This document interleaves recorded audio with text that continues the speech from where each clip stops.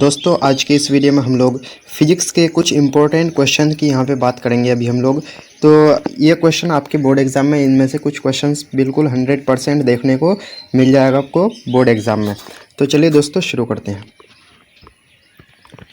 तो फर्स्ट में पहले हम लोग चार्ज के बारे में कुछ जान लेते हैं। तो चार्ज के जो खोज करता है उसको थेल्स को माना जाता है। चार्ज के जो खोज करता है वो थेल्स को माना जाता है। और चार्ज की जो खोज हुई थी वो 600 BC यानी कि 600 ईस्वी पूर्व यानी कि 600 ईसा पूर्व में हुई थी चार्ज की खोज। किसने किया था? थेल्स ने। अगला देख लेते हैं। तो बेंजामिन फ्रैंकलिन ने चार्ज को दो भागों में बांटा।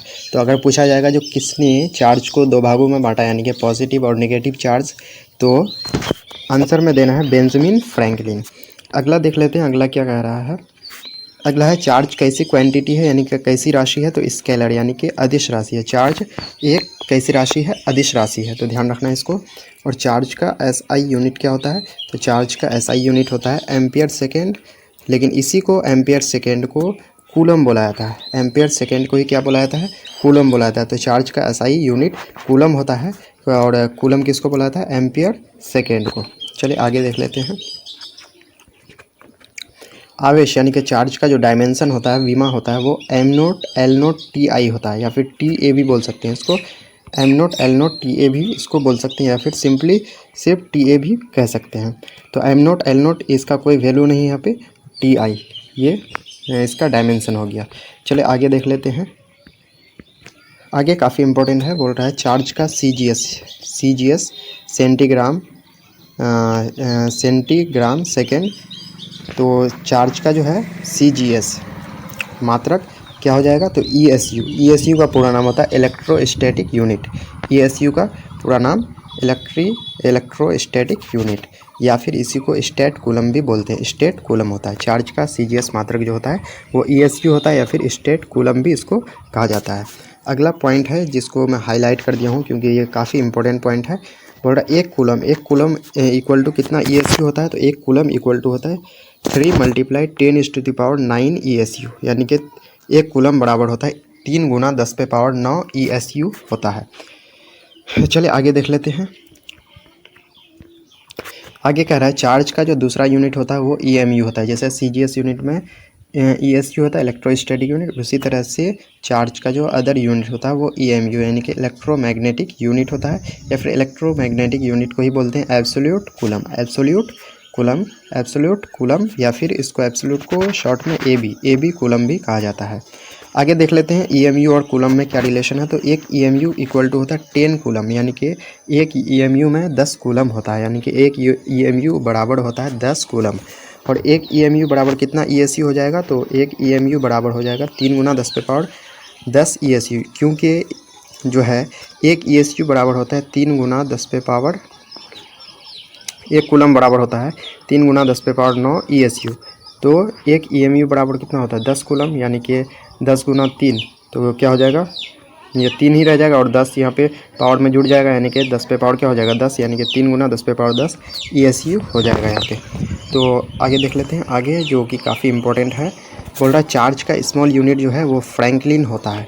जिस तरह से फ्रैंकलिन जो है, बेंजामिन फ्रैंकलिन चार्ज को दो भागों में बांटा था, तो उसी के प्रतिष्ठा में जो है चार्ज का जो स्मॉल यूनिट उसको क्या बोलते हैं? फ्रैंकलिन बोलते हैं। क्या बोलते हैं? फ्रैंकलिन। तो ध्यान रखना, चार्ज का स्मॉल यूनिट क्या होता है? फ्रैंकलिन होता है। और चार्ज का अगर बड़ा यूनिट पूछे तो वो कहलाता है फैराड, यानी कि चार्ज का बड़ा यूनिट वो फैराड कहलाता है। अब देख लेते हैं फैराड और कूलम में क्या रिलेशन है। तो एक फैराड इक्वल टू होता है 96,500 कूलम। तो ध्यान रखना, वैसे एक्चुअल में होता है 96,487 कूलम। एक फैराड बराबर होता है 96,487 कूलम, लेकिन इसको हम बराबर में कह सकते हैं लगभग में 96,500 कूलम इसको हम कह सकते हैं। तो इसको ज़रूर आप ध्यान रखेंगे, इसको भी आप ध्यान रखेंगे, तो इन दोनों को ज़रूर ध्यान रखेंगे। चलिए आगे देख लेते हैं।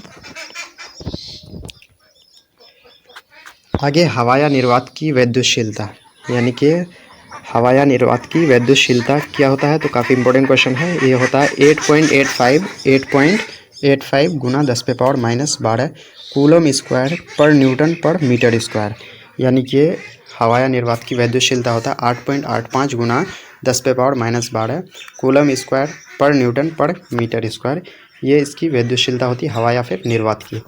अब देख लेते हैं जल के लिए आपेक्षिक विद्युतशीलता कितना होता है, तो 80 होता है ये। आगे कह रहा है धातु के लिए आपेक्षिक विद्युतशीलता कितना होता है, तो इन्फिनाइट होता है। धातु के लिए जो है आपेक्षिक विद्युतशीलता क्या होता है, वो इन्फिनाइट होता है। हवा के लिए आपेक्षिक विद्युतशीलता होता है 1.008 होता है, जो कि लगभग कितना के बराबर होता है, 1 के बराबर होता है। आगे है निर्वात के लिए आपेक्षिक विद्युतशीलता, तो ये होता है 1, तो इसको आप ध्यान रखेंगे। अगला नंबर में है मोबाइल का चिप्स जो है, जिसको हम लोग मेमोरी बोलते हैं, मोबाइल का चिप्स वो किसका बना होता है, तो वो सेमीकंडक्टर का बना होता है। किसका बना होता है, अर्धचालक का, यानी कि सेमीकंडक्टर का बना होता है। सेमीकंडक्टर में जो है वो सिलिकॉन क्या होता है, सेमीकंडक्टर होता है। तो मोबाइल का चिप्स किसका बना होता है, सेमीकंडक्टर। सेमीकंडक्टर में कौन सा, सिलिकॉन। तो ध्यान रखेंगे इसको। चलिए आगे देख लेते हैं। आगे जो है मास ऑफ इलेक्ट्रॉन, यानी कि इलेक्ट्रॉन का द्रव्यमान जो होता है वो 9.1 गुना 10⁻−31 kg होता है। मास ऑफ इलेक्ट्रॉन जो होता है 9.1 गुना 10⁻−31 kg। उसके बाद मास ऑफ प्रोटॉन होता है 1.66 गुना 10⁻−27 kg। मास ऑफ प्रोटॉन जो है 1.66 गुना 10⁻−27 kg होता है। और मास ऑफ न्यूट्रॉन की बात करें तो 1.67 गुना 10⁻−27 kg। तो कहने का मतलब जो है सबसे ज़्यादा जो वेट होता है वो होता है न्यूट्रॉन का। ध्यान रखना, सबसे ज़्यादा वेट किसका होता है, न्यूट्रॉन का। उसके बाद होता है प्रोटॉन का, और सबसे कम किसका होता है, इलेक्ट्रॉन का होता है। तो इसको ध्यान रखेंगे आप, और इसको नोट डाउन भी कर लेंगे क्योंकि एग्ज़ाम के लिए काफ़ी ये इंपॉर्टेंट है। अगला देख लेते हैं। अगला जो है चार्ज ऑफ इलेक्ट्रॉन। तो चार्ज ऑफ इलेक्ट्रॉन जैसे कि जानते हैं इलेक्ट्रॉन पर नेगेटिव चार्ज होता है, तो -1.6 मल्टीप्लाई 10⁻⁻19 कूलम, यानी कि चार्ज ऑफ इलेक्ट्रॉन पर जो आवेश का मान होता है वो -1.6 गुना 10⁻⁻19 कूलम होता है। वहीं पे अगर चार्ज ऑफ प्रोटॉन की बात करें तो प्रोटॉन का चार्ज होता है सेम होता है, लेकिन इस इलेक्ट्रॉन में माइनस होता है और प्रोटॉन में क्या हो जाता है, प्लस हो जाता है, यानी कि +1.6 गुना 10⁻⁻19 कूलम हो जाता है। और चार्ज ऑफ न्यूट्रॉन पर चार्ज क्या होता है, 0 होता है। तो इसको अच्छे से आप नोट डाउन कर लेंगे। चलिए आगे देख लेते हैं। आगे काफ़ी इंपॉर्टेंट है, यहाँ पे जो है बोल रहा है स्पेसिफिक चार्ज ऑफ इलेक्ट्रॉन, यानी कि इलेक्ट्रॉन का जो है विशिष्ट आवेश। स्पेसिफिक चार्ज मतलब होता है विशिष्ट आवेश। तो इलेक्ट्रॉन का जो स्पेसिफिक चार्ज होता है वो होता है 1.75 मल्टीप्लाई 10⁻11 कूलम पर केजी। तो स्पेसिफिक चार्ज का यूनिट होता है कूलम पर केजी। तो ध्यान रखना है स्पेसिफिक चार्ज जो है इलेक्ट्रॉन का होता है 1.75 गुना 10⁻11 कूलम पर केजी। और यहाँ पे अगर स्पेसिफिक चार्ज ऑफ प्रोटॉन की बात करें तो ये हो जाता है 0.96 गुना 10⁸ कूलम पर केजी हो जाता है। और स्पेसिफिक चार्ज ऑफ न्यूट्रॉन ये 0 होता है। चलिए आगे देख लेते हैं, इसको आप नोट डाउन कर लेंगे फटाफट। आगे जो है काफ़ी इंपॉर्टेंट है, यहाँ पर बोल रहा है SI unit of gravitational constant, यानी कि गुरुत्वाकर्षण नियतांक जो है उसका SI यूनिट क्या होता है। गुरुत्वाकर्षण नियतांक को हम लोग कैपिटल G से डिनोट करते हैं, तो उसका यूनिट होता है newton metre square upon kg square. Newton metre square upon kg square इसका जो है ग्रेविटेशनल कांस्टेंट का यूनिट होता है, SI यूनिट। और ग्रेविटेशनल कांस्टेंट की अगर बात करें इसके वैल्यू की तो ये हो जाता है 6.67 गुने 10⁻⁻11 newton metre square upon kg square. Newton metre square upon kg square इसका यहाँ पे ग्रेविटेशनल कांस्टेंट का वैल्यू हो जाता है। चलिए आगे देख लेते हैं। आगे जो है चार्ज का वास्तविक पहचान क्या है, तो चार्ज का वास्तविक पहचान विकर्षण है। क्या है, विकर्षण। तो ध्यान रखेंगे। अगला नंबर बोल रहा है सॉलिड एंगल यानी कि ठोस कोण। सॉलिड एंगल यानी कि ठोस कोण। तो ठोस कोण का जो SI मात्रक होता है वो क्या होता है, स्टेरेडियन होता है। क्या होता है, स्टेरेडियन। तो आप इसको ध्यान रखेंगे, काफ़ी इंपॉर्टेंट क्वेश्चन है। आगे किसी आवेशित गोले के अंदर के प्रत्येक बिंदु पर वैद्युत तीव्रता का मान कितना होता है, 0 होता है। कोई भी अगर आवेशित गोला है तो उसके गोले के अंदर के प्रत्येक बिंदु पर जो है वो वैद्युत तीव्रता यानी कि इलेक्ट्रिकल इंटेंसिटी का मान क्या होगा, वैल्यू 0 होगा।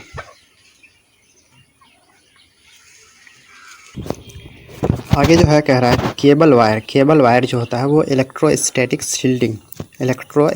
शील्डिंग यानी कि स्थिर वैद्युत परिरक्षण पर आधारित होता है। ध्यान रखना, केबल वायर इलेक्ट्रोस्टैटिक शील्डिंग यानी कि वैद्युत परिरक्षण पर, स्थिर वैद्युत परिरक्षण पर आधारित होता है। चलिए आगे देख लेते हैं। आगे है वॉन डे ग्राफ जनरेटर जो है उसका जो है 10⁻6 वोल्ट तक उसका विभवांतर उत्पन्न किया जा सकता है। वॉन डे ग्राफ जनरेटर से लगभग 10⁻6 वोल्ट तक का विभवांतर उत्पन्न किया जा सकता है। जिस कारण से इसको हाई वोल्टेज जनरेटर भी कहा जाता है, जिस कारण से इसको हाई वोल्टेज जनरेटर भी कहा जाता है। तो हाई वोल्टेज जनरेटर किसको कहा जाता है? वॉन डी ग्राफ जनरेटर को। इससे कितना पोटेंशियल डिफरेंस उत्पन्न किया जा सकता है? तो 10⁻6 वोल्ट, यानी कि 10⁻6 कितना हो जाएगा? 10 लाख। चलिए आगे देख लेते हैं।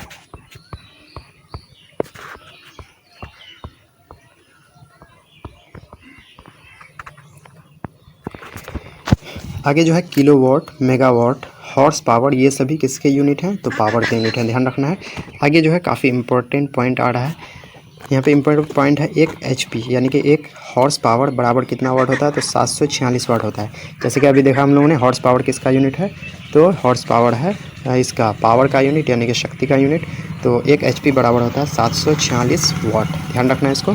और एक अगर किलोवाट घंटा की बात करें, kWh किलोवाट आवर की, तो ये ऊर्जा का मात्रक है। बार बार पूछा जाता है ये किलोवाट आवर किसका मात्रक है? तो ऊर्जा का मात्रक है, ध्यान रखना है। 1 किलोवाट आवर बराबर होता है 3.6 × 10⁻6 जूल, ध्यान रखना है। 3.6 × 10⁻6 जूल होता है, या फिर इसको अगर पॉइंट को हटा दें तो 36 × 10⁻5 जूल हो जाएगा। तो ये आप इसी को ध्यान रखेंगे, 3.6 × 10⁻6 जूल, इससे आप ये इसको निकाल सकते हैं। तो 1 किलोवाट आवर बराबर हो जाता है 3.6 × 10⁻6 जूल। तो इसको आप ज़रूर ध्यान रखेंगे, काफ़ी इंपॉर्टेंट क्वेश्चन है ये।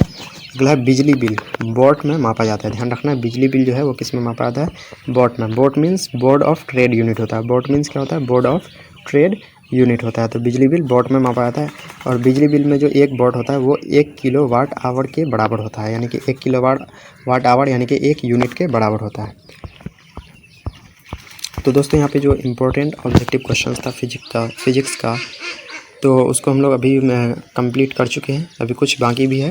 तो अगर आपको वीडियो अच्छा लगे तो वीडियो को लाइक करके अपने दोस्तों के साथ शेयर कर दीजिए, और चैनल पर अगर नए हैं तो चैनल को सब्सक्राइब करके बेल आइकन को प्रेस कर दीजिए, ताकि ऐसी वीडियोज़ का नोटिफिकेशन आपको मिल जाए। चलिए मिलते हैं नेक्स्ट वीडियो में। जय हिंद, जय भारत।